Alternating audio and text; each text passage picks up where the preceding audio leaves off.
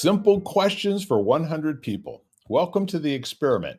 I'm Bill Correll, and this is my investigation, my research project to gather data from 100 beautiful human beings for the sole purpose to see what actually happens across the interviews.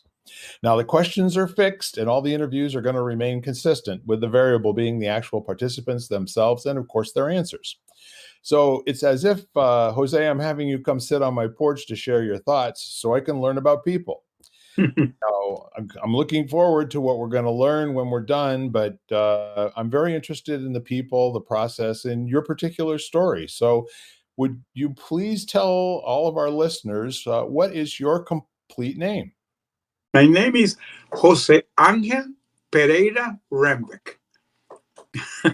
That's a mouthful. I'm kind of a little difficult to pure American to spell it. Jose Angel Pereira Ruimwyk. So I have some friends from Spain and Italy that have 4 and 5 part names. Can Well, you maybe? because they're very common. I'm Venezuelan born, but we were a Spanish colony. So it's Yeah. very typical that people have 2 and 3 names and has 2 last names. Yes. Absolutely. So tell me a little bit about each one of those names. Where do they come from, and how do they land up on your business card? Okay, that's great because Jose is Joseph, the father of Christ. Right. But in Venezuela and all Latin America, if you call somebody Jose, 100 people will turn. Yes. A lot of Jose. In my case, my father's name was Jose, so he put me his same name. Angel is Angel. Angel. So my father was also Angel. So my name is the same name of my father. The Pereira, that is the last name, is a Portuguese. It's Portuguese, but my Portuguese is not from Portugal. My Portuguese is from a island that was in Africa. There was a Portuguese colony called Cape of Buena Esperanza. It was a Portuguese island. And the Sure. Rembek comes from Dutch. It's because my grandfather, he came to the Maracaibo Lake in the early 900s when the oil and gas production in Venezuela began. So he Yes. was one of the pioneers in the oil and gas production in Venezuela in the Maracaibo Lake. So he came with a Royal Dutch shell, today is shell, with Yes. shell, and he met my grandmother, and now and then come my mother, and here I am. So just out of curiosity, this is a fascinating story. What end of the business was your dad in? Was he an engineer or a geologist or he, management he or what? became he became a petroleum engineer because, as I said, I today I'm a fourth generation because my grandfather was oil and gas worker, my grandmother too. My Wow. mother, so when my mother met my father, both were working in the oil and gas. My father became oil and gas petroleum engineer. We were assigned here to Tulsa, Oklahoma. And when I returned being a kiddo to Venezuela, I was living in American camps because was the time the American companies were running the oil and gas production in Venezuela. So Sure. my interaction with the American culture and the oil and gas has been forever. Yeah. That's fascinating. And from the standpoint of names, I guess the next question is pretty appropriate. What was your favorite nickname that most people don't know you have? This is something great. When I saw that question, I was joking so much. I have Yeah. even a story. That story is so great that all my pals that today we have 60, 65, and we always joke about that because when I came back to Venezuela, I had like 12 years, Yeah. and I went to these American camps. So I went to an American elementary school, and there was a football team, American football, not soccer, American football. Right. And I was like, and then the coach, when he saw me, he said, "Ah, this guy can be a fastback." So I began to play in the football team, and one of the guy saw me and they say, "Hey, this guy he's like this. And there was this famous character of the Fantastic Four that in Spanish is the thing. In Yeah. Spanish is called la mole. In Spanish, the thing is la mole. I became mole. Morley. My nickname Orange and made out of forever, rock. Yeah. became mole. That's Everybody fantastic. knew me for mole all my life. I became mole. Yeah, it's kind of interesting that I don't usually say fantastic, but I think I've said it at least 3 or 4 times already with you, and with good reason. You are fantastic, aren't you? So, that's great. Were there any other family nicknames? Anything that maybe your mom or your dad or any of your siblings may have called you? No, I was mole. I became mole. I have a joke even that because when I graduated, I began to work in the oil and gas. And then working in the oil and gas, I did my career. And at some point, I was a manager. Yeah. I became a manager. And I was in my office, and my secretary one day come and said, "Hey, Mr. Pereira, there's somebody outside saying that he wants to talk with you, that he's a old friend of you." I said, "What is his name?" And she gave me the name of the guy. I don't remember the guy. And then she came back and said, "He's telling me to tell you that you are known as La Mole." When he said Mole, I have to be a childhood friend. When I There saw you that go. Kevin and said, "Hey, it's you. Why you call me Mole here? Come on. I'm Mr. Pereira." Good for you. Good for you. So, Jose, when did you first notice what color hair you had? Wow. That's a very nice question. Very young. I don't know. I Yeah. had never thought about it. When did you notice you had hair? Oh, well, when I was a kid, I had a long hair. So Yeah. my hair was very well treated. So yeah, I had this. Oh, what?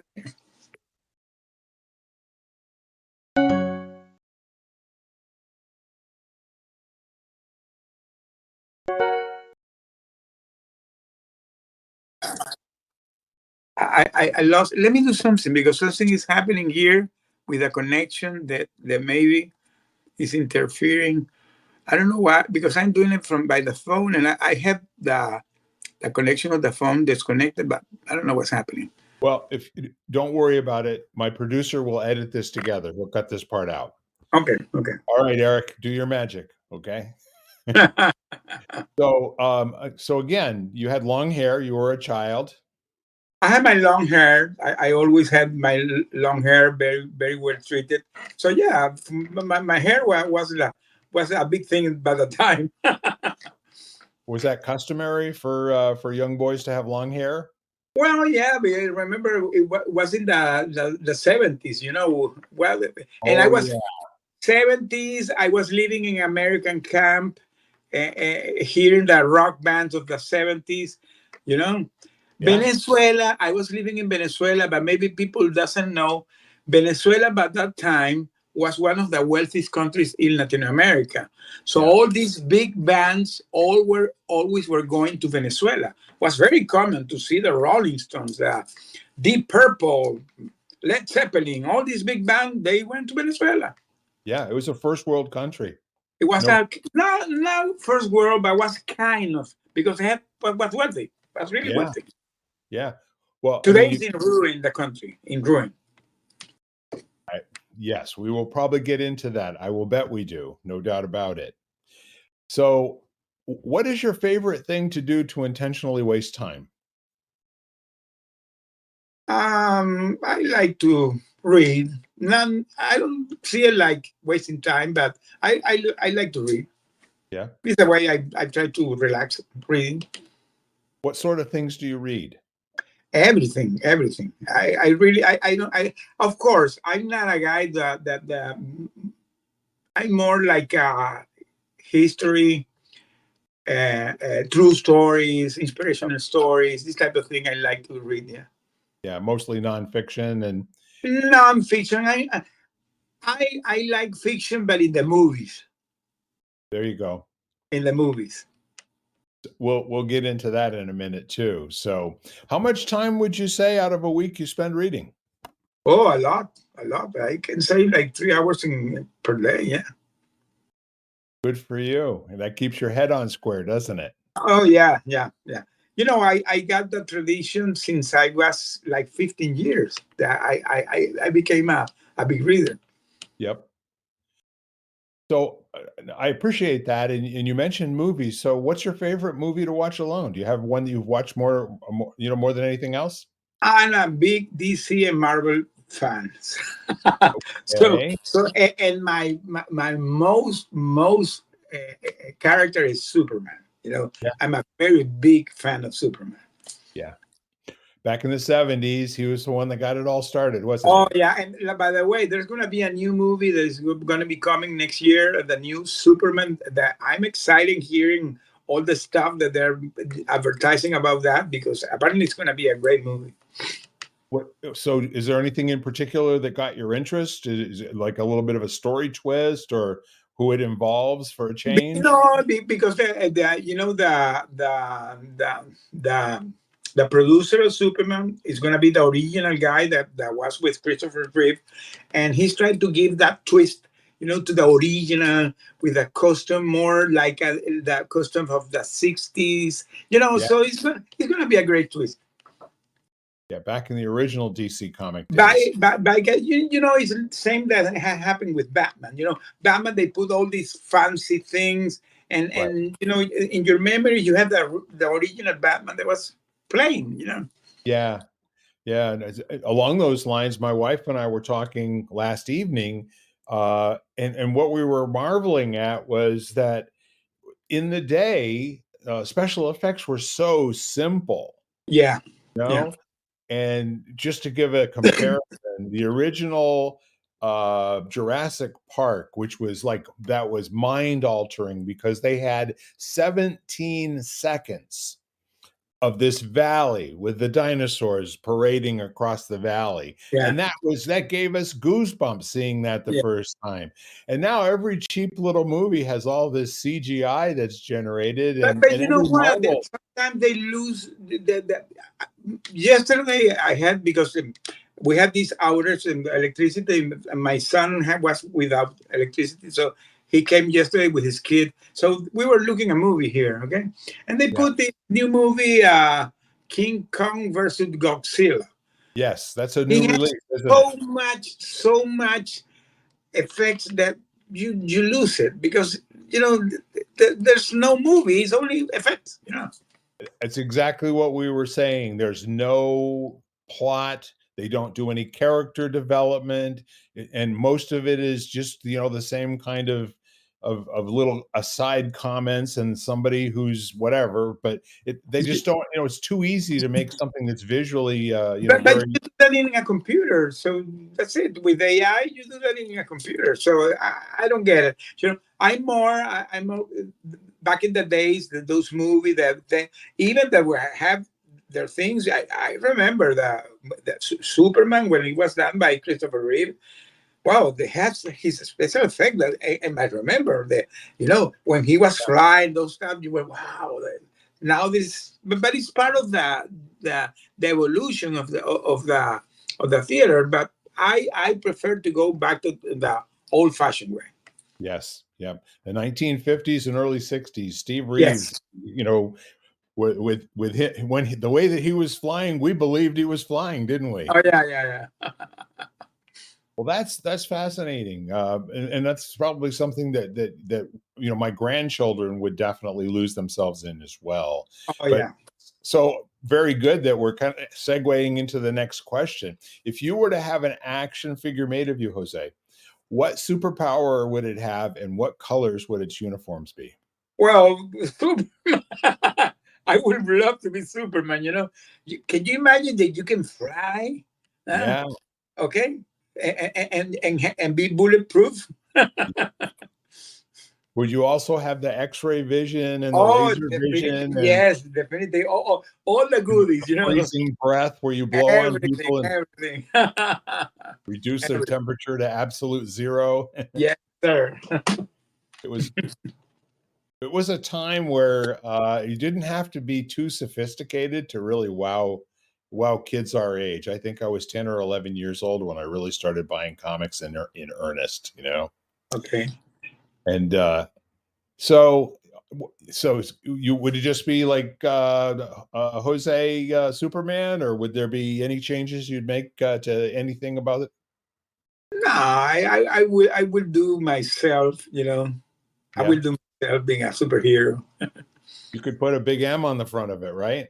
Maybe. You know, I'm laughing because my book is gonna be out very soon, and when the editor was proposing me the covers of the book, one of the cover was like a superhero, and I Yeah. was oh, that cover is great, and my grandson said, "Hey, granddad, this your book is not gonna be a comic. Come on."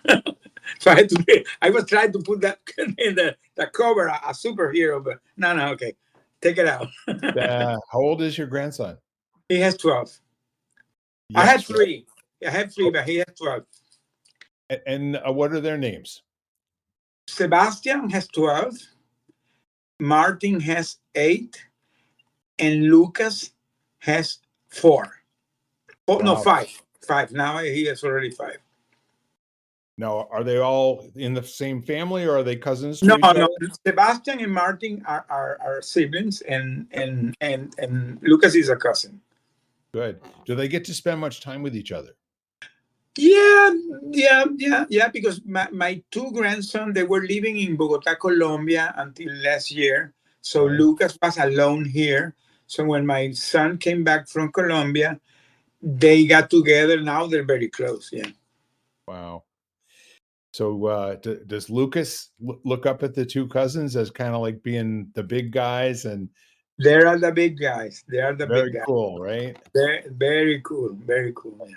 That's, again, what did you want to grow up to be when you were 5 years old? Wow, that's a very good question. When I was 5 years, wow, I never thought about that. You know, everybody when has that year, 5 year, I believe I wanted to be an astronaut, something like that. I believe, yeah, I Yeah. wanted to be an astronaut. And you know why? Because I'm going my memories back. As I said, when my dad came here to Tulsa, he was in the Tulsa University, and he Yeah. began to do give some classes of physics. And one of his mentor was a former astronaut. You know, was a former astronaut, and I always recall the image of the guy, and he gave me a photo of him with his suit and was signed. So I always got that image in my head. Yeah. So yeah, I was thinking to be an astronaut. Of course, never happened. That's as close as you and I got to a real Superman, huh? Yes. Yeah, absolutely. Astronauts were everything, and they were physically fit, and they trained, with their mind and their body and their Everything, spirit. Oh, everything. They were kind of superhero, really. absolutely, absolutely. So, yeah, I mean, we could spend some more time on that because when did you learn English, if you don't mind? When I was kid here, as I said, I live in Tulsa. I live in Tulsa, and But then how I old were you then? How old five were years. you? 5 Yeah. years. Okay. I stayed in Tulsa from having 5 to 12.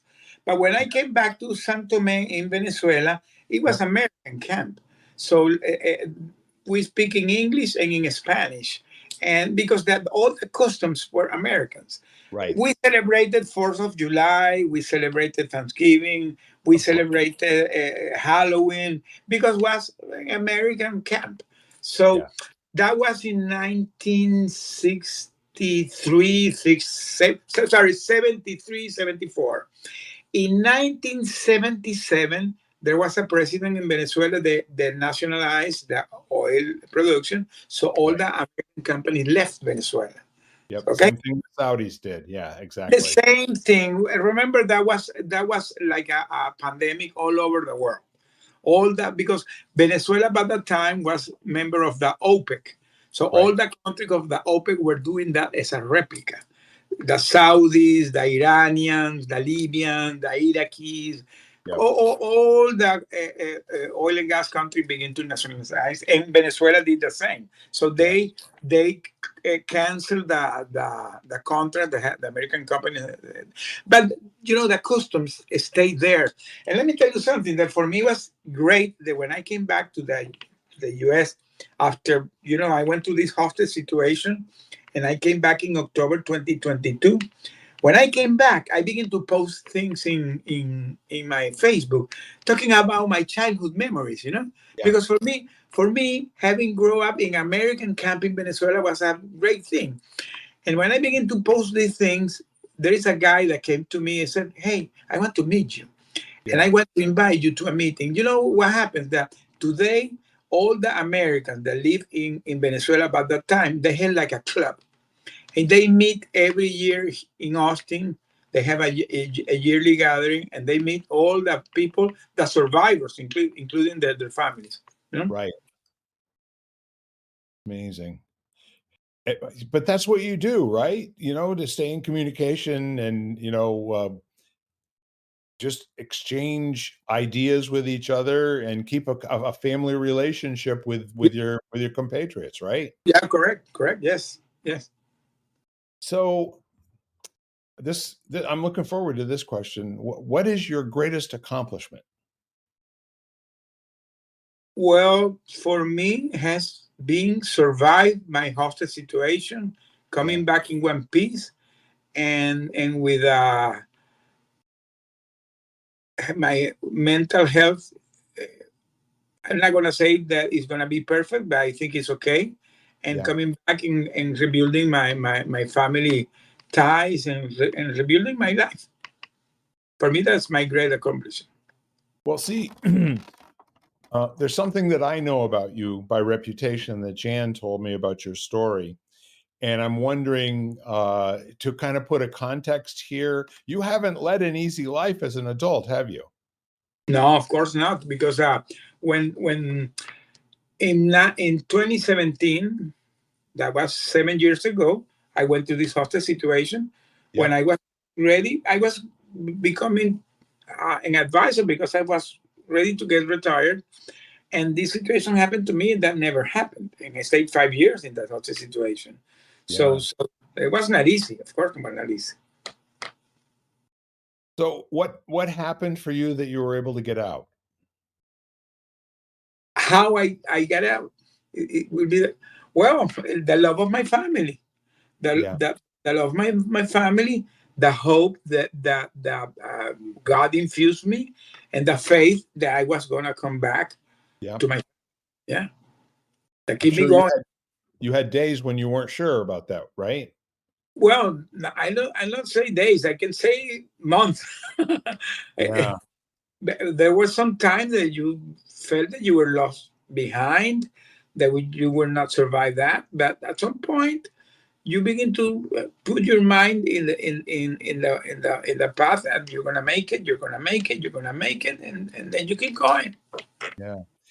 If you don't mind, I got a couple more questions for you here. You went through a period of time in Venezuela where it was just a normal country. Everything was very functional. People had jobs, they had money in the bank. Their kids got college educated. They did what they wanted to do, and it was a place where you could have a dream and achieve it, right? Correct. Totally correct. I grew up, as I said, in this American field. Wonderful. I did my career, great career in oil and gas. I never had no thought to immigrate to Venezuela because it was a great country, Yeah. beautiful beaches, beautiful landscape, beautiful everything. It was a booming economy, and you can travel. I did my travel every year. I had a property here in the U.S. that I came for vacations. So Yeah. so so the situation in Venezuela was great until these communists came, and that is something that yesterday I was talking this with a friend. There are a lot of things going in the world that thinking that that the progress in look what happened to the country. They destroyed the economy. So yes, and here's the thing is that how your countrymen behaved with you personally, well, you would never have expected that to happen, that people, your peers, that people who you had been, working side by side, that the government would have these people do the things that they did to you. And Of course, of course, of course, because but that's the problem with these people. They brainwash the mind of the people. yeah. Yeah, well, we won't spend any more time there, but I'm really looking forward to diving in deeply at another point. Yeah, And that is a great accomplishment. I want to, acknowledge that there are people who didn't make it out. There are people who didn't survive, and there's something special about you, and there's something about your life's message, I believe, that the work that you're doing now and writing your book and telling your story to other people, that you're actually spreading some information that I think would be good for people to listen to. That's yeah, my opinion. Okay. yeah. So back to the questions, the scripted questions, shall we say? Who's your favorite person to listen to? My first, well, I don't know if he's a person, but I love to hear God. Yeah. I love to hear God. You know, His wisdom. Yeah. Yep. How do you have access to hearing God? How does that work for you? Well, let me tell you, yes, during my ordeal in my captivity, I heard His voice, how He was keeping care of us. Yeah, I have a lot of presence of God there that Wow. made that changed my life. Yeah, that changed my life. Sounds like you became a very good listener. I not only listen, I see the signs today. Yeah. Yeah, that's fantastic. Is this something that you talk about in your book? I talk in my book about that. I Well, talk. I have some passage in my book that the other day I was reading the final of my book. I say something there that that for some reason situation that I went through, people maybe will not believe that that happened to me, right. but I know that happened. It happened, and was magical thing that happened because of God. Yeah. Yep. Something that I think is good. It's a good lesson and a message for us to consider, and to imagine for a moment when we go about our lives exactly the way that you did 20 years ago, 15 years ago, 10 years ago. Life is just how it is. And you had a predictable way things were going to turn out and how the family was going to go. And all of that was turned upside down. And now you don't know if it's ever coming back down there, Eh, Let me tell you something. I was a guy that always was planning my life. I had a very structured way looking Yep. my life. And by the way, I was successful because at the end of my career, I did all the step by step. But one day, God said, "You know what? The things are gonna not gonna be that way. It's gonna be changed." And boom, everything was gone. But Yeah. now, today, I understand that that was part of His master plan, Yes. And now you're out. and I am out. And now you're a happy clam, aren't you? And now my life changed, and now I see things that before I didn't see it. So that's a lesson behind all of this. Well, with all of your life's experience and lessons, I would like to hear your answer to this question. Please complete this sentence, Jose. When I grow up, I'd like to. Well, become the man that I am today. Yeah. Become the man I am today because I have a lot of lessons. I'm very aware of things that mistakes I did in the past, things with the family. I had a lot of time, my friend, to revisit my life. Believe me, when you're in that place in a solitary confinement, you begin to. It's like revisiting your life, and now you're very aware of the things that you did, and that you say to yourself, "Why you did this? Why this happened? Come on, man!" No, so now I'm aware about that. Yeah. Yeah, absolutely. So this is it. This is when you grow up right now, isn't it? Yeah. Well, I'm still in the process.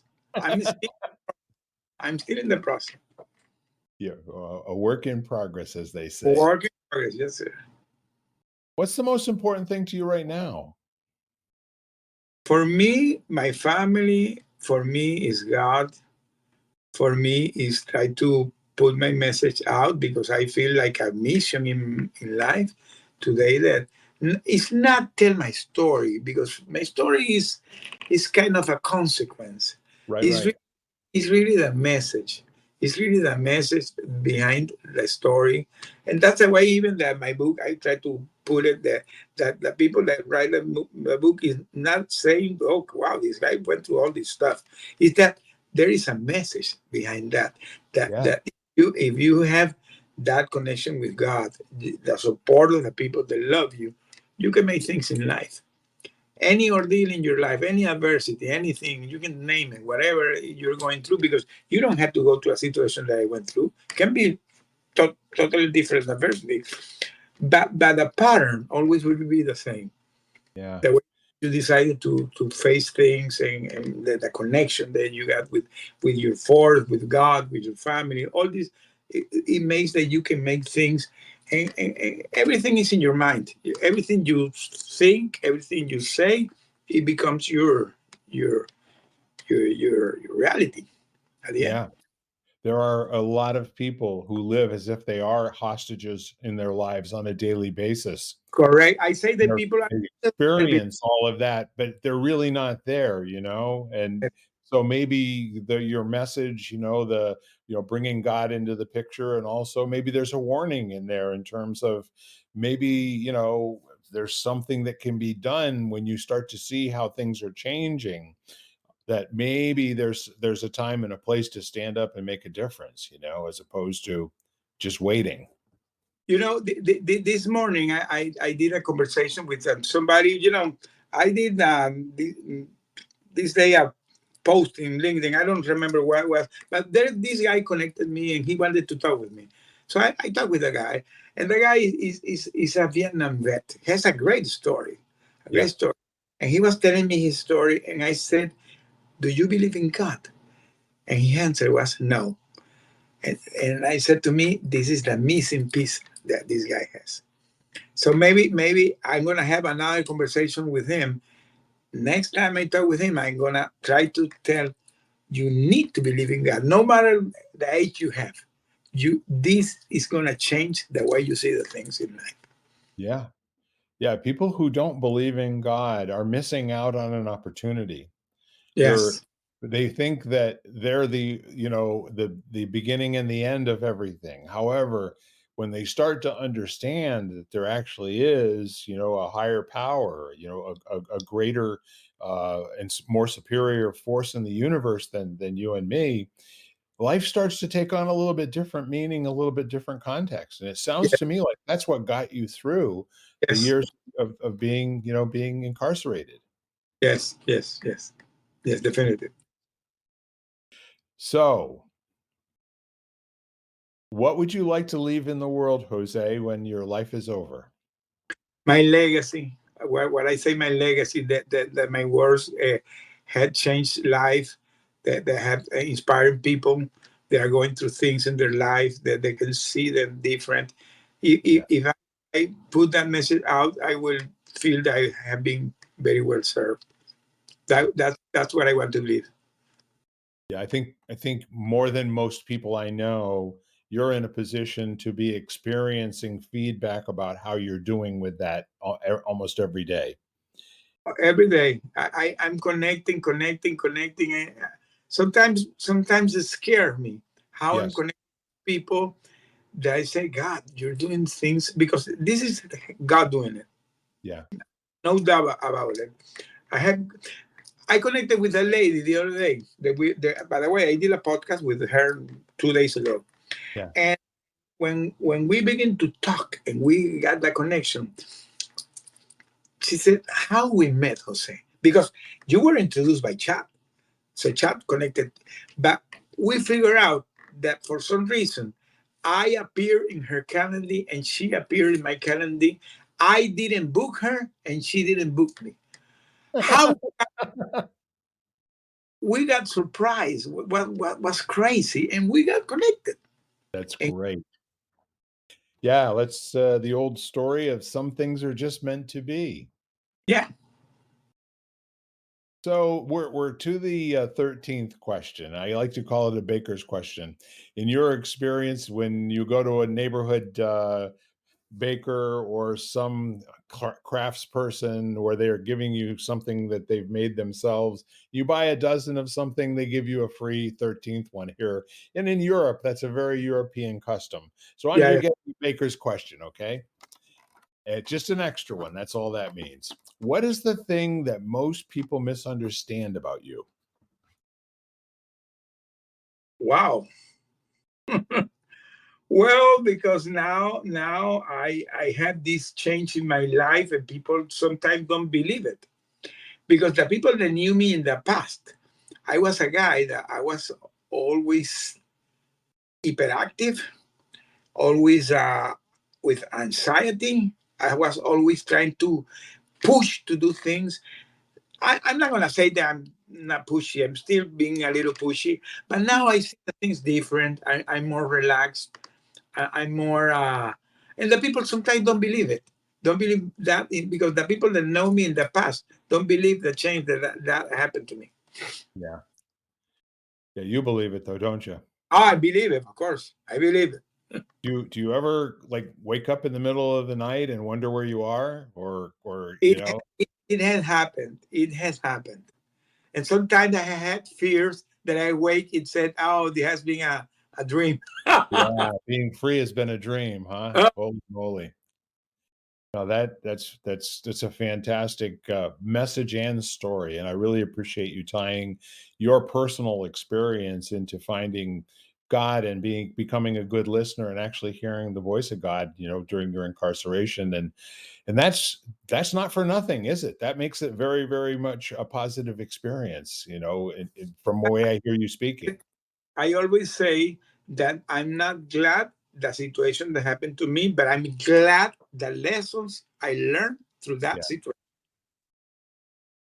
Well, that's it for our questions. I'll ask you, do you have any questions of me? No, I love this experiment. How many people have you interviewed yet? Off the top of my head, I think you're number 41 or 42 out of 100. When you So get to the 100, what are you going to do? Are you going to make some kind of a quiz or? no, I'll probably write a book about what I've learned from what everyone has had to say, Oh, and wow. um, just how I've found that almost everybody's story's a little bit different. But we go through life sometimes thinking that we're unique and that other people just wouldn't understand. And what I'm finding out is that at a basic fundamental human being level, we all are easy to connect with as long as we start like put the nonsense aside and just relate with each other and be accepting and loving and just more or less open our hearts a little bit. I will always say about that because I talk about leadership, and people ask me about how that works in a workplace. And in my previous experience, I did a lot of work in the oil and gas, working with joint ventures with international companies. Oh Because yeah. I had something that when I began to work in Venezuela, I was one of the few Venezuelans that spoke English. Okay, so so I was assigned to international, activities. So I work with several cultures. I work with Japanese. I work with Chinese. Yep. I work with Italians, Americans, British, Norwegian, French, Yeah. all those Taiwanese, Vietnamese. So I had a lot of interaction with other cultures. But you know what always was the pattern when you connected with the people as human being?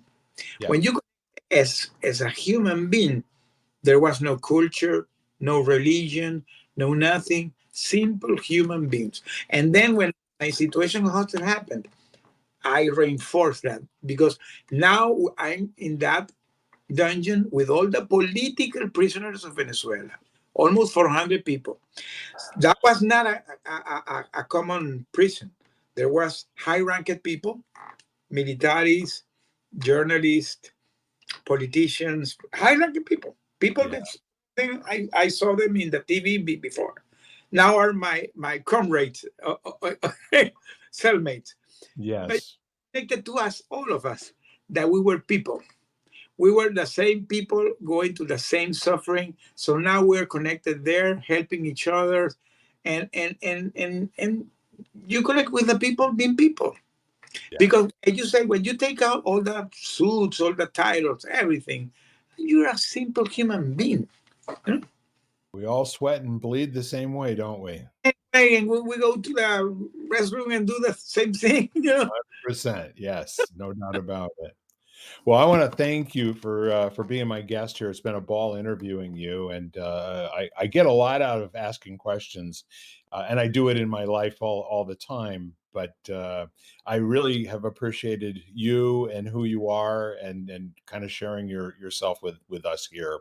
So I want to thank you again. Thanks very much, Jose. Thank you very much. Thank you very much for having me. Thank you. So, ladies and gentlemen, these are simple questions for 100 people, and let me know if you'd like to be a guest on the program. I'd love to have you. But if you want to reach out to Jose and maybe make a personal connection, Jose, how would they reach you? Well, I have my webpage that I, by the way, refreshed very 1 week ago. www.joseconnect.com. That webpage has everything. I have my coaching program there. I have my speaking gigs there. If somebody wants to contract me, I have my book. I have my newsletter. I have my YouTube channel. Everything is in that place. So you go to that webpage and you can go all over. And I'm very active in LinkedIn too. I have now a radio show every Monday. It's on a Christian channel that airs in Facebook. So Okay. I'm doing it simultaneously, an audio room in LinkedIn and a live Facebook in Facebook every Monday morning. So I'm becoming more active in that space like you are. Yes. Oh, fantastic. So that was www.joseconnect.com. Connect that. Very simple, very straightforward. Thank you, my friend. It's Okay. a pleasure. Have the best day ever, and God bless you. God bless you too, my friend. Bye-bye, all at home, and we'll see you soon. You've been listening to Simple Questions for 100 People, part of the Exvadio Podcast Network. You can find every episode at exvadio.com/podcasts, the Apple Podcast app, Google Podcasts, Spotify, iHeartRadio, and wherever you find podcasts.